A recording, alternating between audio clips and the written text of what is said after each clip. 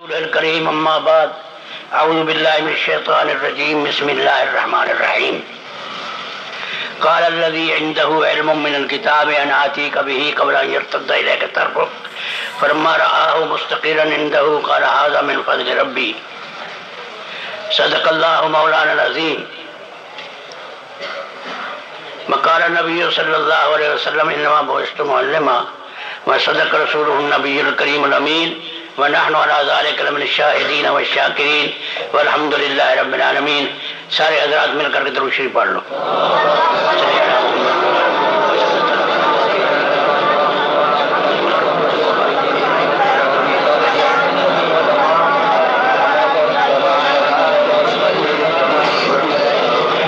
حضرات گرامی،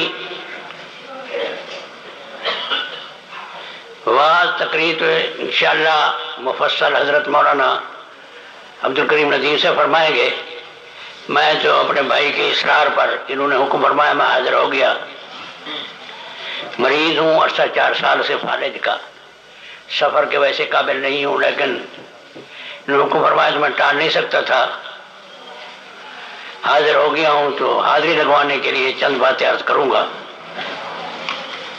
میں نے پوچھا کتنا وقت، انہوں نے کہا جتنا مرضی ہے. جتنا مرضی نہیں، میں اکثر کہا کرتا ہوں واز مختصر، تقریر مختصر ہونی چاہیے، لمبی نہیں، کیونکہ حضور صلی اللہ علیہ وسلم نے تو یہاں تک فرمایا من اما منکم فلیخفف، جو تم میں سے جماعت کرائے اس کو چاہیے مختصر نماز پڑھائے، اتنا لمبی نماز نہ پڑھائے کہ مقتدی اکتا جائیں. بعض لوگوں کو شوق ہوتا ہے. میں میرسی 8 سال خطیب رہا ہوں، اس وقت یہ حضرات میرے پاس پڑھتے تھے. الحمدللہ اللہ ان کے علم و عمل میں برکت عطا فرمائے. تو مجھے مقتدیوں نے کہا فانی صاحب، میں نے کہا جی کہ ربیع الاول آ رہا ہے. میں نے کہا ٹھیک ہے. کہنے لگے جلسہ ہونا چاہیے. میں نے کہا کس کو بلائیں؟ کہنے لگے مولانا عبداللہ انور کو رحمۃ اللہ علیہ. میں نے کہا ٹھیک ہے. پروگرام بنا کر ہم چل پڑے. تو ہمارے اب دیہات جو تھا وہ اسٹیشن سے 8 میل دور تھا. صبح ہم اٹھ کے چل پڑے. چلتے چلتے ہم صبح کے وقت اسٹیشن پہ پہنچ گئے. نماز کا ٹائم تھا صبح کا. تو میں نے ساتھیوں سے کہا، میں نے کہا یار نماز پڑھ لو، گاڑی آنے والی ہے.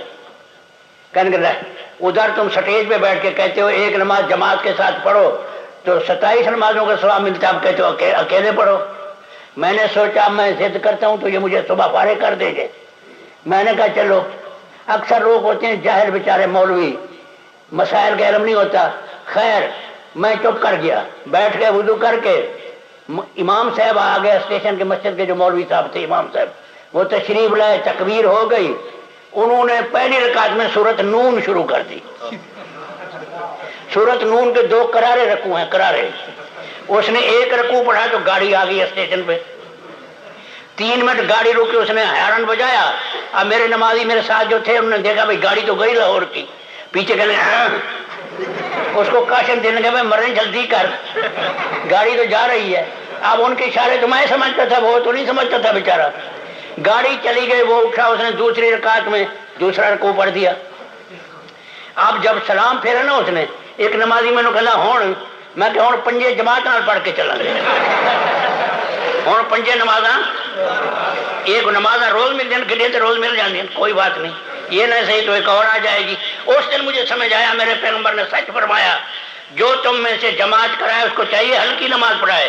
فَإِنَّ فِيهِمُ الضَّعِيفَ وَالْكَبِيرَ وَذَا الْحَاجَةِ. تمہارے اندر نمازیوں کے اندر ضرورت مند بھی ہوتے ہیں، کمزور بھی ہوتے ہیں، مریض بھی ہوتے ہیں، بوڑھے بھی ہوتے ہیں. ہر کسی کا خیال رکھ کے نماز. تو اس لیے واعظ بھی مختصر ہونا چاہیے، اتنا لمبا نہیں ہونا چاہیے. جیسے مولانا عبید صاحب سناتے ہیں کہ مولوی کو تقریر تھا، تقریر کا شوق تھا، تقریر اتنا لمبی کی اس نے ایک کر کے اٹھتے چلے گئے، ایک کو بچ گیا. مولوی صاحب نے کہا تینوں دین دا درد ہے. اس نے کہا مولوی صاحب میں سپیکر والا ہوں، تسی جان چھڈو گے تو میں سپیکر چکاں گا. میں انشاءاللہ مختصر واز کروں گا اور چند باتیں عرض کروں گا. میری باتوں کو توجہ سے سننا. یہ مدرسے کا جلسہ ہے بھائی، ٹھیک ہے. سارے ساتھی اپنے خیال کے مطابق بولتے رہیں گے. میں تھوڑا سا علم کے موضوع پر کچھ باتیں عرض کرنا چاہتا ہوں. آج تک آپ نے یہ نہیں سنا ہوگا جاہل بنانے کے لیے کوئی مدرسہ کھولا گیا ہو. سنا ہے آپ نے؟ کوئی عالم بنانے کے لیے، تعلیم یافتہ بنانے کے لیے مدرسے کھولے جاتے ہیں. پرائمری ہیں، پھر مڈل ہیں، پھر ہائی سکول ہیں. جی پھر ہائر سیکنڈری اسکول ہیں، پھر کالج ہیں، پھر یونیورسٹیاں ہیں، یہ سارے تعلیم یافتہ بنانے کے لیے کھولے جاتے ہیں مدرسے۔ جاہل تو انسان ماں کے پیٹ سے جب آتا ہے جاہل ہی ہوتا ہے۔ قرآن نے فرمایا واللہ اخرجکم من بطون امہاتکم لا تعلمون شیئا، اللہ نے تم کو جو ماں کے پیٹ سے نکالا تو تم کچھ بھی نہیں جانتے تھے۔ اس لیے آج تک جاہل بنانے کے لیے کوئی مدرسہ، عالم بنانے کے لیے مدرسے کھولے، اور بلکہ آپ دیکھتے ہیں مکتب سکیم، جی ضیاء الحق مرحوم کے زمانے میں تعلیم بالغاں شروع ہوئی تھی۔ ایک دن ہم بس میں بیٹھے تھے کہ بابا میرے کو لا کے بیٹھ گیا، کنڈکٹر آیا کہنے لگا بابا ٹکٹ، کہنا سٹوڈنٹ۔ وہ کنڈکٹر کہنا بابا جی کہڑے سکولے پڑھ گئے ہوں گے؟ کیوں؟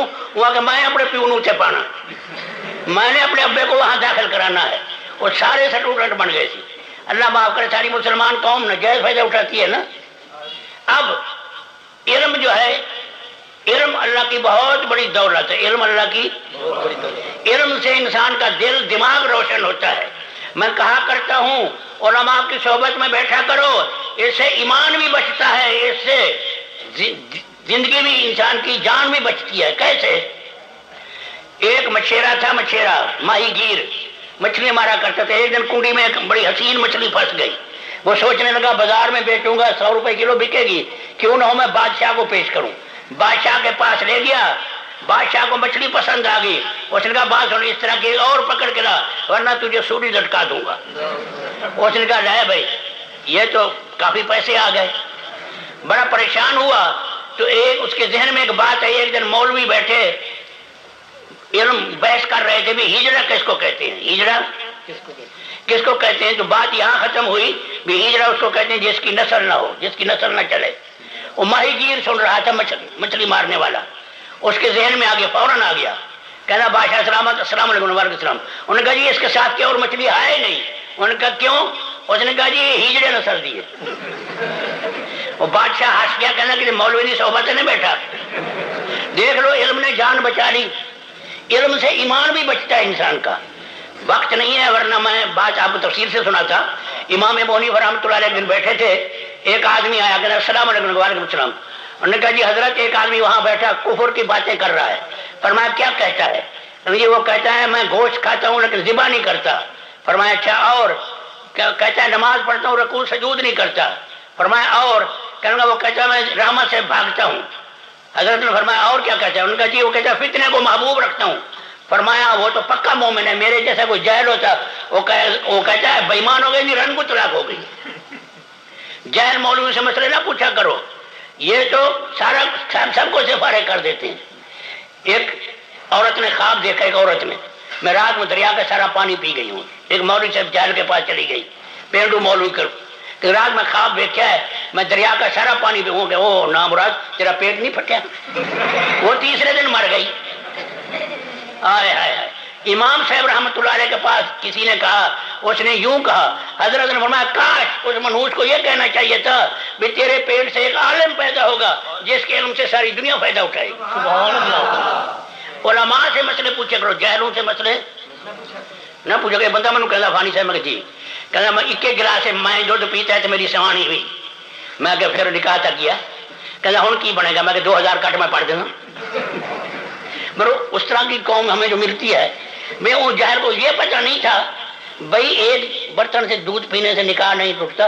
اما عائشہ تو فرماتی ہیں جہاں میں منہ رکھ کے پانی پیتی تھی آقا وہی منہ رکھ کے پانی پیتے تھے۔ اب شریعت کے ساتھ ہمیں تعلق نہیں رہا، یوں ہی گھڑن تو مار دیتے۔ ایک بندہ میں نے کہا فانی صاحب، میں کہ جی اسماعیل علیہ السلام کے مقابلے میں جو دمبا ذبح ہوا تھا، میں کہ ہاں اس کی پہلی بوٹی کا کھا دی؟ میں کہ تیرے پیو کھا دیے۔ کہتا میرا باپ تو نہیں تھا اس وقت، میں کہ میں بھی نہیں تھا اس وقت، میں وہاں دیکھنے گیا جب میں منڈی لین گیا سی۔ یہ قوم جاہل ہے، عجیب۔ علماء کے پاس بیٹھنا نہیں۔ ان حرام زادوں نے یہ کہہ دیا کہ مولوی دہشت گرد، جو داڑھی رکھ لیتا ہے وہ کیا ہے؟ دہشت گرد۔ اندازہ لگائیں آپ، افغانستان کے صدر کی داڑھی ہے نا، چھوٹی چھوٹی داڑھی ہے انہیں بھی، وہ بھی نمبر دہشت گرد ہوا۔ وہ ہمارا پرویز مشرف سے مصاحبہ کر رہا ہے، اور یہ ایسا منحوس شخص تھا پرویز۔ اس پرویز کی گل نہیں کرتا میں، وہ پرویز ایران کا، آپ کسی لکھن والے نہ لکھ دیں جو فانی کہہ گئے پرویز منحوس ہے۔ یہ وہ بدبخت ہے جس نے حضور صلی اللہ علیہ وسلم کے خط کو پھاڑا تھا. یہ پرویز فارسی میں مچھلی کو کہتے ہیں، یاد رکھنا. کس کو کہتے ہیں؟ مچھلی. اس پرویز کو مچھلی کے شکار کا بڑا شوق تھا. بڑے نے کنڈیا بنایا ہے، سارا دن شکار کھیلتا تھا. خیر عرض یہ کر رہا تھا، امام صاحب رحمۃ اللہ علیہ نے فرمایا مسائل وہ پکا مسلمان ہے جی، اس کے ایمان میں شک ہی نہیں جی. وہ کہتا ہے گوشت کھاتا ہوں، ذبح نہیں کرتا. حضرت نے فرمایا صحیح کہتا ہے، تم نے کبھی مچھلی کھائی ہے؟ اس نے کہا جی ہاں. فرمایا کبھی ذبح کیا تم نے مچھلی کو؟ تمہارے علاقے میں مچھلی کو ذبح کرتے ہیں؟ بولو نہیں. اور بلکہ علماء سے پوچھو، ذمہ داری سے کہتا ہوں، دن قیامت کے جب ہم بہشت میں جائیں گے ارادہ ہے جانے کا؟ انشاءاللہ. ٹھیک ہے انشاءاللہ، اللہ چاہا تو. ورنہ کام سارے جنت جان والے کوئی نہیں. یہ دوسرے پاسے ایک بندہ میں نے کہا مولوی جنت چلے گئے تو ایسا نہیں رہتے. میں کہ تیرے پیو بنائیے تو روک کے ویک نہیں رستہ سارا. اور جنت سانو جان تو روک کے ویک نہیں. آیا ہے قاضی صاحب نے بڑی عجیب بات کہی. انہوں نے فرمایا جنت بنی علماء کے لیے. کیا ہے قرآن کریم میں؟ جزاؤہم عند ربہم جنات عدن تجری من تحتہا الانہار خالدین فیہا ابدا رضی اللہ عنہم ورضوا عنہ ذالک لمن خشی. یہ جنت ان لوگوں کے لیے جو اپنے رب سے ڈرتے ہیں. اور قرآن میں ہے انما یخشی اللہ من عبادہ العلماء. اللہ سے کون ڈرتے ہیں؟ علماء. تو جو اللہ سے ڈرتے ہیں وہی جنت میں جائیں گے. تو جنت علماء واسطے بنی ہے، تمہارے واسطے نہیں بنی. ساری خوشامد کر لو اگر جانا تھا انشاءاللہ، پھر تمہیں لے جاؤں گے. حافظ قرآن 10 آدمی کو لے جائے گا نا. علماء بھی شفاعت کریں گے دن کیا. اللہ کی قسم ساری ضرورت پہنی ہے اتنے تمہیں. اتنے سانو دہشت گرد کہہ لو بےمانو اور خبیث ہو کتو. ہماری وہاں ضرورت پڑے گی علماء کی. اللہ پاک پوچھیں گے منگو یہ کیا چیز مانگنی ہے، تو سارے کہیں گے تیری رضا. اللہ فرمائیں گے اگر میں راضی نہ ہوتا تمہیں بہشت میں کیوں بھیجتا.